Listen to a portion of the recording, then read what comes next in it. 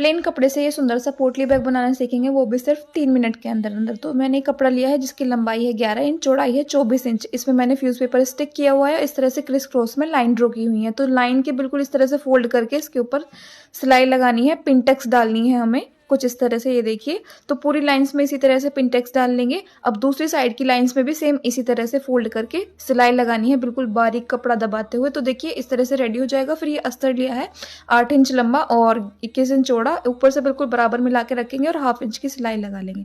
सिलाई लगाने के बाद उल्टी तरफ पलट दिया है और इसके तीनों साइड भी कच्चा कर लेंगे। और जो एक्स्ट्रा फैब्रिक है, मेन फैब्रिक, उसको हम कट करके अलग कर देंगे।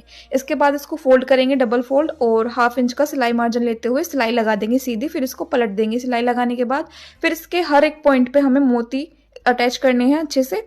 ये देखिए, इसके बाद हम इसका बेस रेडी करेंगे नीचे का। तो उसके लिए भी मैंने फैब्रिक लिया है, फ्यूज पेपर स्टिक की हुई है। इसके चारों तरफ राउंड सर्कल ड्रॉ करके ½ इंच एक्स्ट्रा लेना है या फिर 7 इंच का डायमीटर का आपको सर्कल लेना है। फिर इसको उल्टा करके रखेंगे पर्स को अपने, और इस राउंड सर्कल को इसके साथ इस तरह से बिल्कुल मिलाते हुए ½ इंच का सिलाई मार्जिन लेते हुए सिलाई लगानी है। फिर इसको सीधा करके पलट देंगे।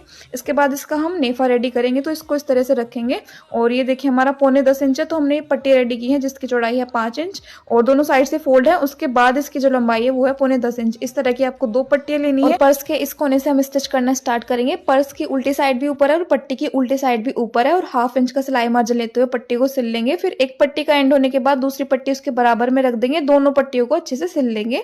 इसके बाद एक पट्टी को ऊपर की तरफ इस तरह से करेंगे, पलटेंगे और सीधी साइड जो हमारी सिलाई दिखाई देगी ऊपर की तरफ, नीचे से ½ इंच फोल्ड करके पट्टी को बिल्कुल उस सिलाई के ऊपर रखना है और सिलाई लगानी है पक्की सिलाई। दोनों पट्टियां इसी तरह से सिल लेनी है। पट्टियां सिलने के बाद देखिए जो हमारे दोनों साइड से ये कोने हैं, ये ऊपर से ओपन है पूरे, तो इनको हम बंद करेंगे। सिर्फ नीचे से ½ इंच ओपन छोड़ेंगे। इस तरह से सिलाई लगा के बंद कर लेंगे और यहाँ से इसको इस तरह से घुमाएंगे और एक सीधी सिलाई लगा लेंगे ½ इंच ऊपर की तरफ और इस साइड से भी इसको बंद कर देंगे। तो ये देखिए इस तरह से आपको सिलाई लगानी है दोनों पट्टियों पे।